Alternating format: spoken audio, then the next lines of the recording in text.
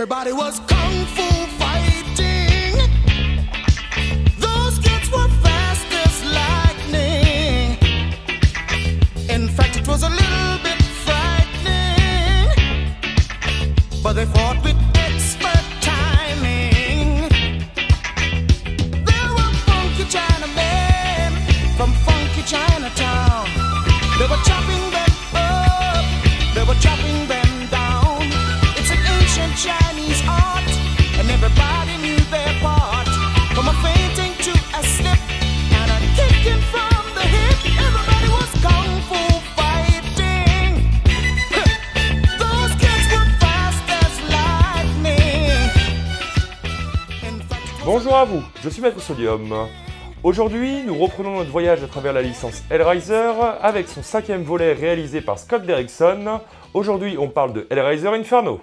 Bon, nous nous trouvons tout juste après la sortie du 4e volet de la saga au cinéma, Hellraiser Bloodline, en 1996. Malgré sa production catastrophique ainsi que son succès relatif au box-office, Dimension Films sont déjà chauds bouillants à remettre le couvert pour un nouveau volet. Clive Barker étant toujours maintenu au poste de producteur exécutif, le scénario serait ce coup-ci confié à un certain Stephen Jones, s'étant par le passé occupé de la promotion des 3 premiers films de la saga, ainsi que l'auteur Michael Marshall Smith. Ce projet avait pour titre Hellraiser Hellfire, et devait marquer le retour de Kirsty Cotton, faisant la rencontre d'une libraire spécialisée dans l'occultisme, luttant contre une secte voulant libérer les forces de Léviathan et de ses troupes sur Terre, pendant que la ville de Londres était scellée dans une gigantesque configuration des lamentations.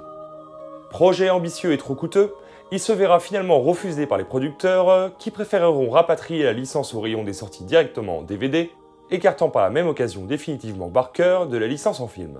Est-ce que vous la sentez venir l'embrouille ?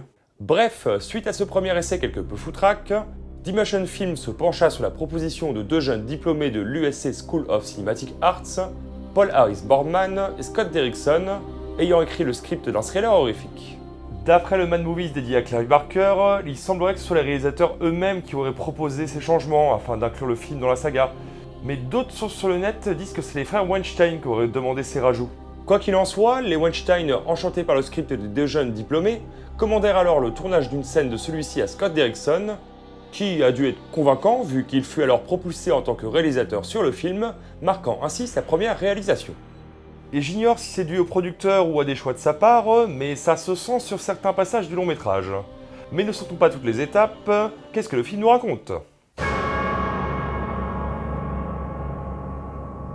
L'histoire démarre dans un gymnase où nous découvrons notre personnage principal, Joseph Thorne, inspecteur de police, en train de faire une partie d'échecs avec de l'argent à la clé. Je présume que c'est là pour nous dire qu'il est adepte des jeux et nous préparer au moment où il fera joujou avec la boîte. Bref, le monsieur est alors appelé sur une scène de crime d'une ancienne connaissance du lycée, et si je vous fais part de ce genre de détails, c'est que le personnage en profite pour nous raconter la manière dont il le traitait avec ses collègues à cette époque. He was real odd. It's kind of quiet. Didn't really seem to have any friends. One year, he tried out for the basketball team. What a nightmare. He tortured the shit out of him until he quit. What'd you do to him? He gave him hell. Ça va, on te dérange pas mec, tu racontes ça pépère alors que le mec il est littéralement par terre et en plusieurs morceaux. Le personnage nous est présenté dès ses premières scènes comme un fumier de première. Il est quelqu'un de très hautain, n'hésite pas à rabaisser ses collègues qui jugent plus bêtes que lui, et il vole les morts. C'est d'ailleurs comme ça qu'il rentre en possession de la boîte. Il prend de la drogue, est marié et a une fille, mais consomme régulièrement des péripapéticiennes. Et a un indique pédophile au passage. Enfin, il le sous-entend lui-même au détour d'un dialogue. What'd she look like? She's got dark hair, hot little body. Works a stroll south of the boulevard. How young? She's over 18. Probably a little old for you. Bref, le mec 100% recommandable et méga intelligent, au point où les autres n'hésitent pas à le comparer au plus grand détective de la littérature anglaise. Sherlock fucking Holmes. Alors film, t'es bien sympa, mais si tu pouvais éviter d'entacher d'autres licences, ça m'arrangerait. Merci. À vous. Une fois que le monsieur a mis la main et joué avec la boîte, la suite s'écrit d'elle-même.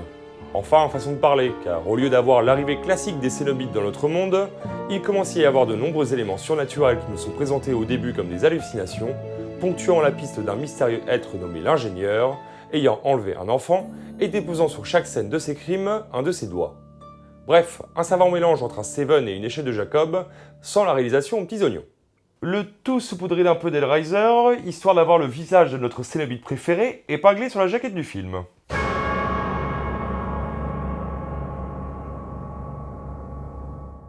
Alors, on peut lire ici et là que ce volet se détache beaucoup de ses prédécesseurs, ce qui est vrai pour ce qui est de la forme du film, ainsi que du point de vue adopté, mais pas pour les thèmes qu'il évoque. Ainsi, les thématiques sexuelles sont ici omniprésentes. Notre héros en est un gros consommateur.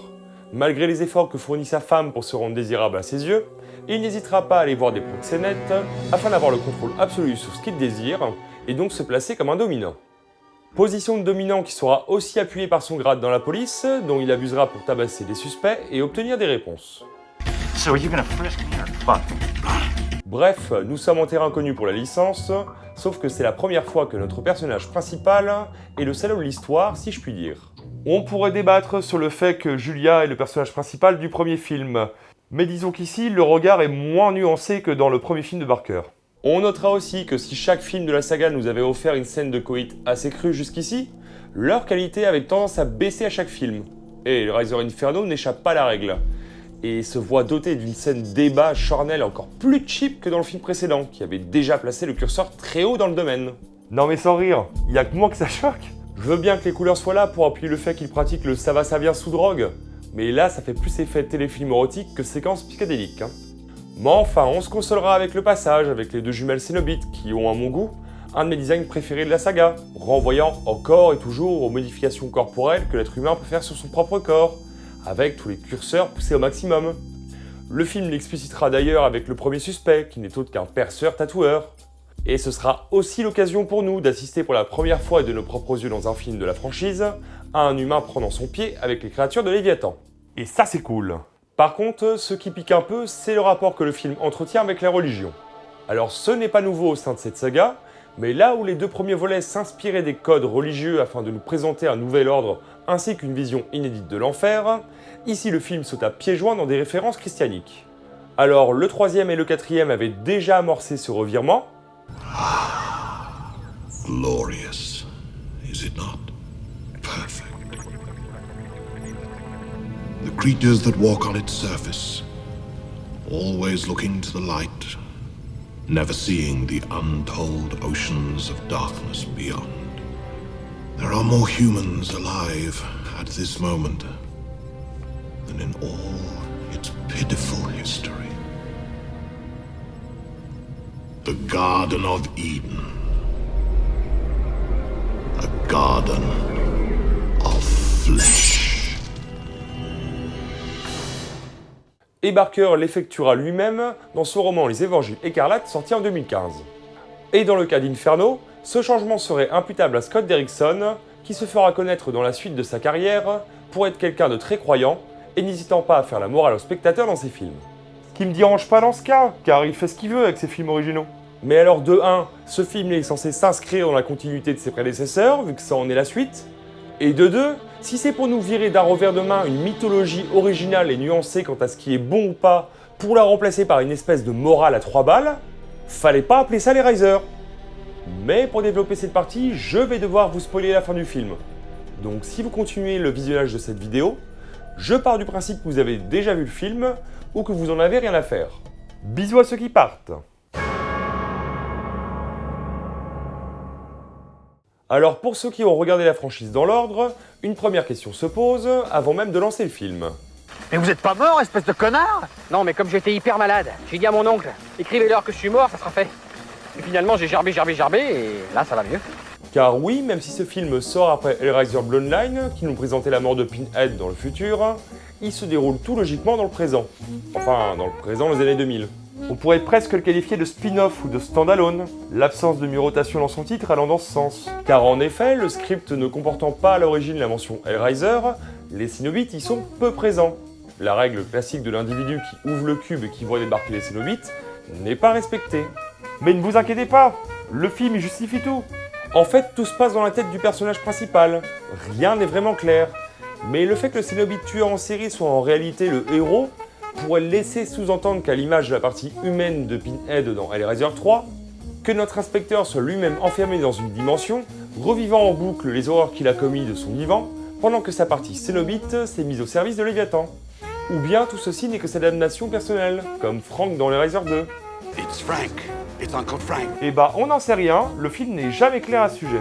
On pourrait croire que tout nous serait expliqué à l'apparition de Pinhead lors du final. Oh yes, Joseph. Oh yes. Mais que dalle! Il se contente de faire la morale au héros en lui expliquant qu'il a perverti son âme, incarné par son lui enfant, en menant sa vie de débauché, le tout avec un rétro bleu dans la gueule. Alors je sais pas vous, mais moi le discours de Pinhead, il m'a fait pas mal tiquer. Hein. Depuis quand les cénobites se permettent de juger leurs victimes et de leur faire la morale? Alors oui, le concept d'origine prend racine dans le mythe de Faust, la damnation de l'âme, mais les cénobites n'incarnent pas le diable. C'est des recruteurs de l'armée de Léviathan et des précepteurs du plaisir de la chair à l'extrême. Les résumer à des démons venant punir des êtres humains, ayant commis des péchés, c'est appauvrir le concept, et ça donne au film un ton mais moralisateur. Donc dans la continuité des futurs travaux de l'auteur. Sauf que vous m'excuserez, je regarde pas un film Hellraiser pour me faire sermonner. La force du premier volet venait justement des différents personnages, qui étaient tous pleins de nuances, et les cénobites étaient présents uniquement parce que l'un d'entre eux avait la curiosité de connaître de nouvelles choses. Ici, le personnage joue avec la boîte après sa partie fine juste parce que c'est une énigme, et en étant assis sur les chiottes. On est censé le comprendre comment? Ah, et j'oubliais, la séquence à la moitié du film, dans une espèce de saloon suivie de la scène où le héros se fait tabasser par des cow-boys ou des cowgirls qui font du kung-fu. C'était quoi ce truc? C'est censé être les jumelles cénobites dans une enveloppe corporelle? Pourquoi habillé en cow-boy? Y a une symbolique derrière? C'est qui le type chauve qui menace l'inspecteur? Le cénobite torso incarné en humain peut-être? J'aime bien Torso en plus. Il reprend le concept originel de Chatterer, qui était pensé comme le chien fou de la bande, et donc un animal de compagnie, et dont on avait eu un aperçu dans les comics. Mais pourquoi Pinhead reprend le nom de l'ingénieur dans le monde des humains, alors que c'est censé être le titre de la bébête du premier? C'est du fanservice? Eh bien on s'en fout, c'est dans la tête du héros de toute façon. Après, ça n'en fait pas un mauvais film pour autant, surtout si on le compare à ses successeurs. On sent de la bonne volonté de la part de l'équipe et du réalisateur. La réalisation est pas mal, même si on sent les limitations techniques dues à son petit budget. Et ça se laisse largement regarder pour un direct ou DVD.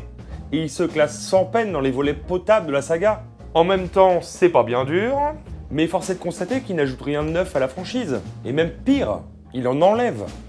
Et ça, c'est pas moi qui l'invente.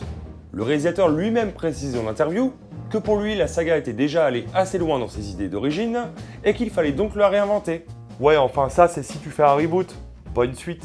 Enfin, il faut savoir que Barker lui-même n'a pas aimé le long métrage, sans doute trop amer d'avoir perdu tout contrôle sur sa création, mais ayant quand même validé les 2 boosts précédentes, surtout le 3. Donc il n'y a pas de quoi fanfaronner. Et on pourrait même ironiser en remarquant que ce 5e volet reprend des éléments du film Cabal de Clive, avec entre autres le personnage principal, incarné par Greg Schaeffer, et que le méchant du film se révèle être son psy. That's not funny!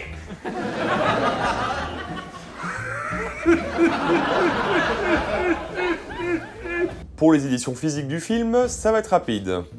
Il n'existe qu'en DVD chez nous, il n'a jamais été réédité en Blu-ray.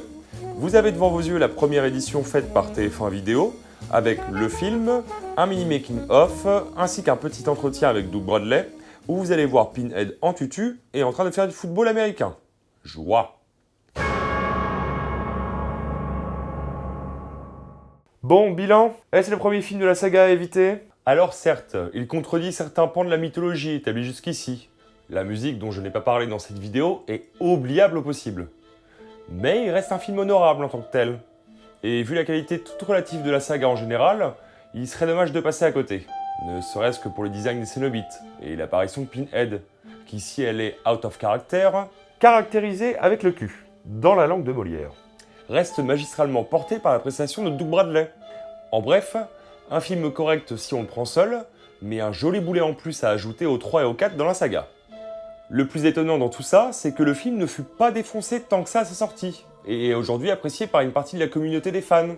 Les ventes quant à elles ont dû suivre, car Dailymotion Film n'allait attendre que quelques mois avant de commander un scénario, pour lancer la production d'un nouvel opus calqué sur celui d'Inferno, mais avec la volonté d'y ancrer plus d'éléments de la saga, tout en continuant à tenir Clive Barker à l'écart.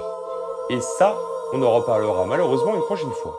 Et c'est ici que l'on se quitte, en espérant que la vidéo vous ait plu. En attendant que nos chemins se recroisent, prenez soin de vous et de vos proches. Ciao!